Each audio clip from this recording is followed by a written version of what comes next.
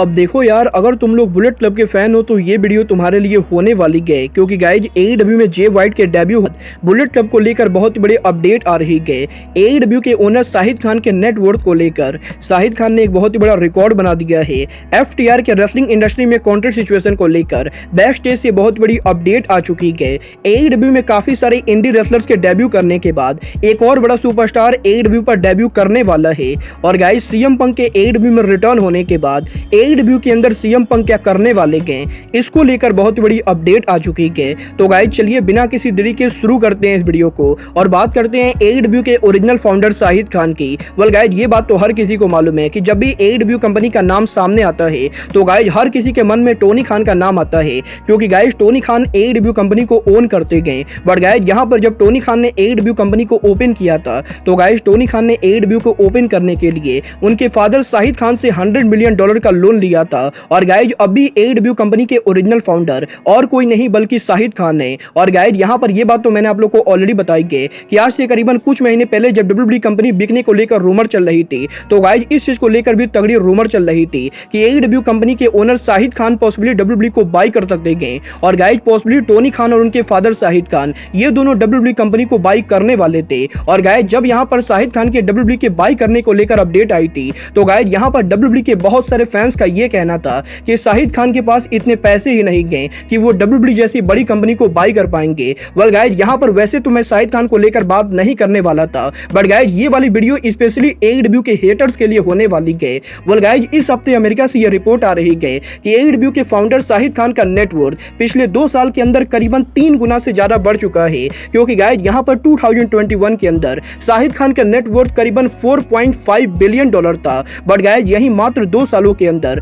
2023 में शाहिद खान का नेटवर्थ करीबन $12.1 बिलियन है। और गाइज यहाँ पर विंस मैकमैन की नेटवर्थ मात्र 310 करोड़ है, वहीं शाहिद खान की नेटवर्थ करीबन $1250 करोड़ है। और गाइज यहाँ पर इससे आप लोग अंदाजा लगा सकते हो कि अगर शाहिद खान चाहते तो वो अकेले ही डब्ल्यूडब्ल्यूई कंपनी को बाई कर सकते थे, क्योंकि गाइज डब्ल्यूडब्ल्यूई कंपनी करीबन $9 बिलियन में बिकी गई। और गाइज यहाँ पर शाहिद खान के अकेले की नेटवर्थ करीबन $12 बिलियन है, जो कि डब्ल्यूडब्ल्यूई के मुकाबले बहुत ही ज्यादा है। और गाइज इसी भी जिन भी चूतियों के मन में ये सवाल था कि क्या शाहिद खान डब्ल्यूडब्ल्यूई को बाई कर पाएंगे, वेल गाइज ये बात तो बिल्कुल ही क्लियर है कि शाहिद खान के पास विंस मैकमैन और डब्ल्यूडब्ल्यूई के मुकाबले बहुत ही ज्यादा पैसे गए। बट गाइज चलिए फिलहाल आगे बढ़ते हैं और बात करते हैं एईडब्ल्यू के new tag team champion FTR की। वेल गाइज बात करें यहाँ पर एफटीआर की तो गाइज यही अभी हफ्ते एफटीआर के एईडब्ल्यू में टैग टीम चैंपियन बनने के बाद एफटीआर के कॉन्ट्रैक्ट सिचुएशन को लेकर बहुत बड़ी अपडेट आ रही है, जहां पे रेसलिंग ऑब्जर्वर ने इस चीज को कंफर्म किया है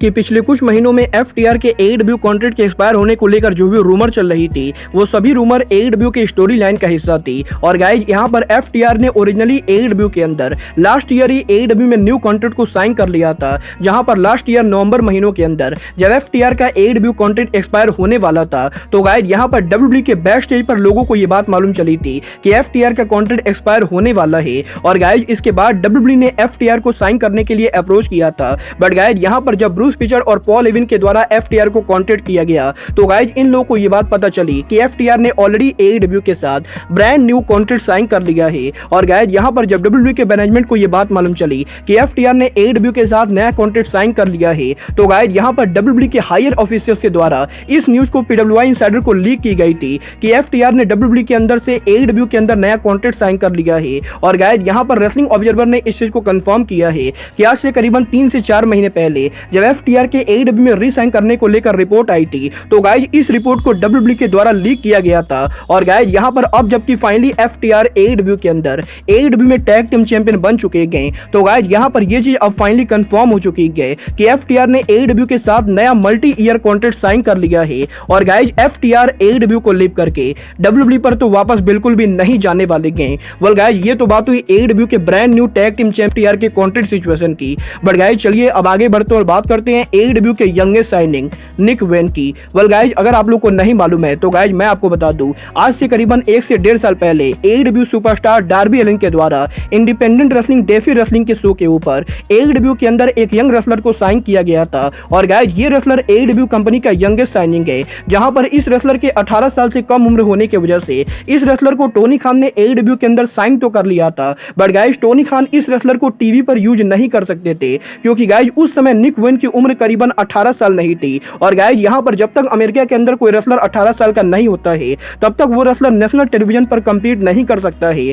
बट गाइज यहीं इस हफ्ते डेफी रेसलिंग के लेटेस्ट शो के ऊपर इंडिपेंडेंट रेसलर निक वेन ने AEW के सुपरस्टार स्वर्व स्ट्रिकलैंड के साथ डेफी रेसलिंग का वर्ल्ड चैंपियनशिप मैच लड़ा है, जहां पर इस मैच के अंदर निक वेन स्वर्व स्ट्रिकलैंड को हराकर इंडी रेसलिंग डेफी रेसलिंग के न्यू चैंपियन बन चुके हैं। बट गाइज यहां पर डेफी रेसलिंग पर इस मैच के ओवर होने के बाद अब स्वर्व स्ट्रिकलैंड ने इस चीज को ऑफिशियली अनाउंस कर दिया है कि स्वर्व स्ट्रिकलैंड निक वेन से बहुत ही जल्द एक बार फिर से लड़ने वाले हैं। और इस बार इन दोनों का ये मैच किसी इंडी रेसलिंग पर ना होके बल्कि फाइनली AEW के शो पर होने वाला है। और गाइज यहां पर स्वर्व स्ट्रिकलैंड ने इस चीज को कंफर्म कर दिया है कि 12 जुलाई को AEW के डायनामाइट शो के ऊपर स्वर्व स्ट्रिकलैंड AEW के अंदर पहली बार निक वेन को फेस करेंगे। क्योंकि गाइज यहां पर आज से करीबन मात्र 3 महीनों के अंदर निक वेन ऑफिशियली 18 साल के होने वाले हैं। और गाइज जुलाई महीने में निक वेन के 18 साल के होने के बाद 12 जुलाई को AEW के अंदर निक वेन उनका ऑफिशियल डेब्यू करेंगे। और गाइज 12 जुलाई को पॉसिबली AEW के डायनामाइट शो के ऊपर स्वर्व स्ट्रिकलैंड और निक वेन एक बार फिर से आमने सामने होंगे। गाइज देखना बहुत ही दिलचस्प होगा कि AEW के अंदर स्वर्व स्ट्रिकलैंड और निक वेन का ये मैच टोनी खान कैसे बुक करते गए।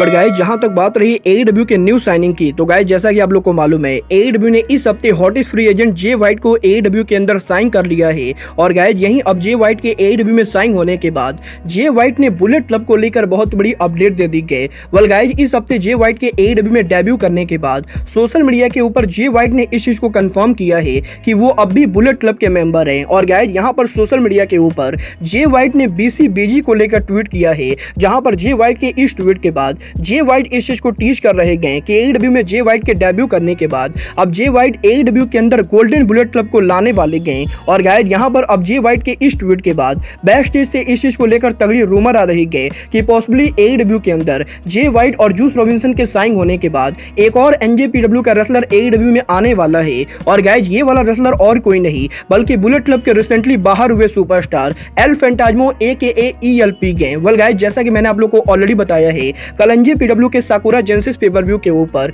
बुलेट क्लब के न्यू लीडर डेविड फिनली ने एल फैंटास्मो के ऊपर अटैक कर दिया है। और गाइस यहां पर डेविड फिनली के ELP पर अटैक करने के बाद अब इस चीज को लेकर तगड़ी रिपोर्ट आ रही है कि पॉसिबली ELP डेविड फिनली को लीव करके AEW के अंदर जे वाइट के बुलेट क्लब को ज्वाइन करने वाले हैं। और गाइस पॉसिबली बहुत जल्द रेसलिंग इंडस्ट्री के अंदर बुलेट क्लब और बुलेट क्लब का सिविल वॉर होने वाला है। और गाइस पॉसिबली फॉरबिडन डोर के ऊपर जे वाइट के बुलेट क्लब और डेविड फिनली के बुलेट क्लब के बीच में हमें क्रॉस प्रमोशन सिविल वॉर देखने को मिल सकता है। वेल गाइस देखना बहुत ही दिलचस्प होगा कि AEW के इस हफ्ते डायनामाइट शो के ऊपर जब जे वाइट उनका प्रोमो कट करते गए तो गाइस जे वाइट बुलेट क्लब को लेकर कोई अनाउंसमेंट करते हैं या नहीं। और गाइस क्या ELP के NJPW से बाहर जाने के बाद ELP भी जे वाइट को AEW में ज्वाइन करते हैं या नहीं। बट गाइस चलिए फिलहाल आगे बढ़ते और बात करते हैं AEW के biggest superstar best in the world CM पंक की। वेल गाइस बात करें यहाँ पर CM पंक की, तो गाइस ये बात तो हर किसी को मालूम है कि टोनी खान CM पंक को वापस लाने वाले गए। बट गाइस यहीं अभी इस हफ्ते रेसलिंग ऑब्जर्वर डेव मेल्जर के लेटेस्ट रिपोर्ट के अंदर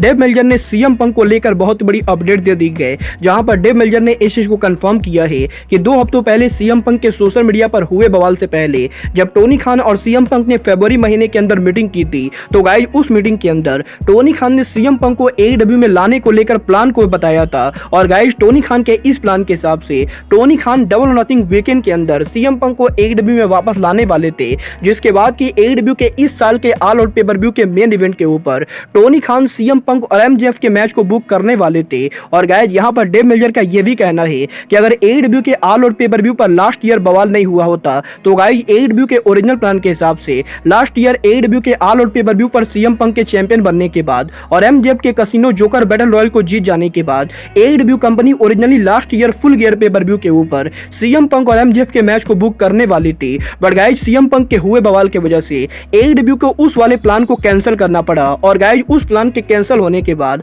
टोनी खान अब इस साल ऑल आउट पेपर-व्यू के ऊपर CM पंक और MJF की स्टोरी लाइन को चलाने वाले थे। बट गाइस यहां पर सोशल मीडिया पर हुए बवाल के बाद AEW कंपनी ने CM पंक के इस वाले आइडिया को होल्ड कर दिया है। और गाइस यहां पर AEW कंपनी के अंदर क्योंकि इस समय CM पंक को लेकर कोई भी चीज कंफर्म नहीं गए, तो गाइस इसलिए अब ये चीज श्योर नहीं गए कि टोनी खान CM पंक को AEW में वापस कब लाएंगे। और guys Tony Khan all out के ऊपर सीएम पंक और एमजेएफ के मैच को बुक करेंगे या नहीं। वेल गाइज, अगर यहाँ पर सीएम पंक एडब्ल्यू के डबल और नथिंग पेपर व्यू से पहले एडब्ल्यू कंपनी पर उनका कमबैक करते गए तो गाइज आप लोग ये मानकर चल सकते हो कि टोनी खान पॉसिबली इसी आइडिया को प्रोड्यूस करने वाले गए। और गाइज पॉसिबली इस साल ऑल आउट पेपर व्यू के मेन इवेंट के अंदर शिकागो में सीएम पंक एक बार फिर से वर्ल्ड चैंपियनशिप के लिए चैलेंज करेंगे। और गाइज पॉसिबली इस साल ऑल आउट के ऊपर सीएम पंक और एमजेएफ के बीच में एडब्ल्यू का world championship on the line होगा। वेल गाइज, आप लोग सीएम पंक वर्सेस एमजेएफ देखना चाहते हो या नहीं, आप लोग मुझे कमेंट करके बताइए। बट गाइज, अब आज के इस वीडियो में बस इतना ही।